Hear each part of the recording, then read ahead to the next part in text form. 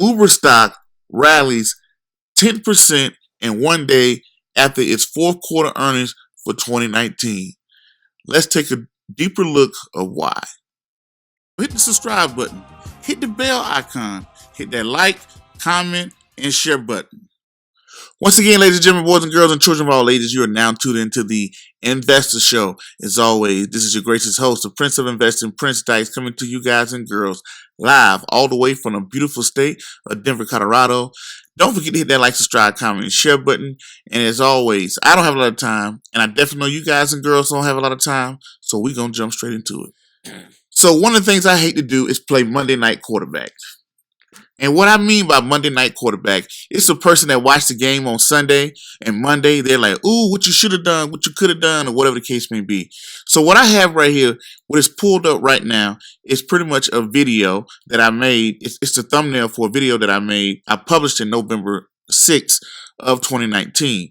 Uber came out at $41 to IPO last summer at $41. It shot up to about $47, $48. And I had a lot of friends and buddies that was calling me saying, hey, Prince, what do you think about Uber? And I said, well, I don't do IPOs. Anybody know me? I don't do IPOs. I've never had good luck with IPOs. I just don't do IPOs for many reasons, right? So then something interesting happened. Around the November time frame, Uber had dropped 44% all the way down to $26 per share, about 25, right?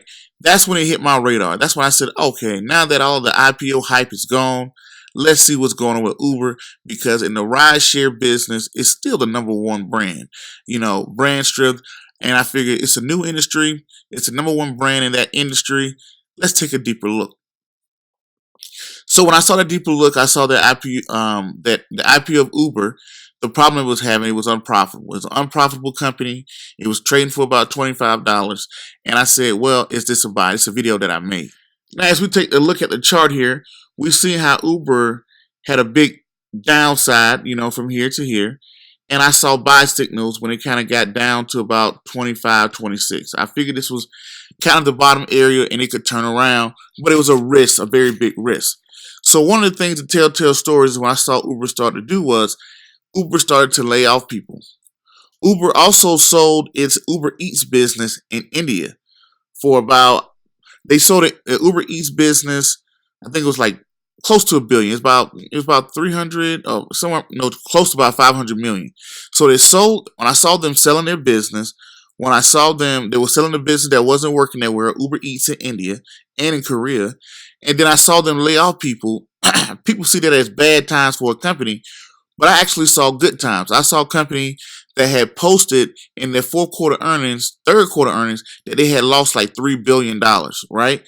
So when I saw layoffs coming, when I saw them selling a portion of the particular company, and another thing that I saw them buy the largest rideshare business in the Middle East for like $3 billion last January, right? So I said, they're buying things that'll work. They're cutting things that don't work.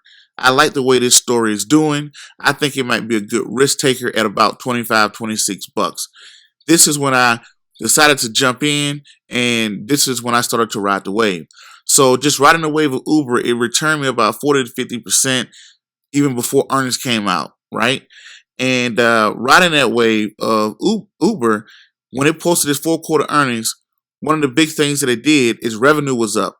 From his year-to-year revenue was up 37 to 39% to $4.1 billion. And the biggest thing the CEO said, now the CEO said, we don't plan on being profitable until the end of 2021. That's what it said last year.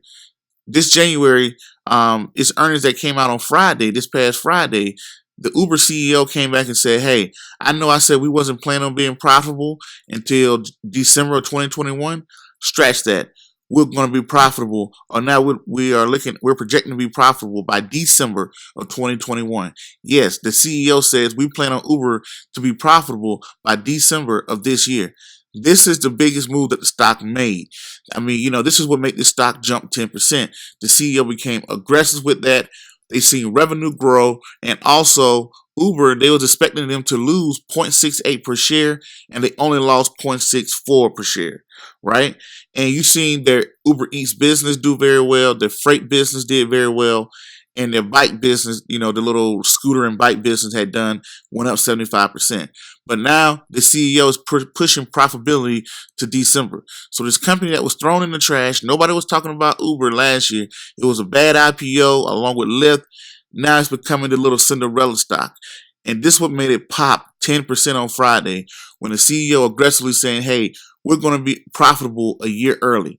And I seen them making, when they're kind of cutting the fat, getting rid of certain employees, getting rid of companies that wasn't working, buying things that are working. So that's what that move of profitability that I kind of like. I kind of like the story so far, but as always, I'm never committed to a stock unless the story continues to make sense. So right now, the story for Uber continues to make sense. They're growing aggressively. We're going to see if they're going to hit their profitability margin by the end of this year, which will be amazing. The stock will definitely run by then, but we're going to keep tuned in on Uber. Been doing so good so far in the portfolio. And as soon as that story stops making sense, I'm out of there. But until then, I wanted to show you about the Cinderella stock. And I didn't want to play. I see investors do all the time where they only show you when they win. They only tell you about when they win or when they're correct or when they're right or whatever. But if you've been following me, I've been telling people about Uber for a while and following the story. And right now, the story is doing very good for investors. And I want to show y'all that. But until the next video, cartoon, podcast, book, or whatever else you see me do crazy around the globe, peace, be safe. I'm out, and thank you.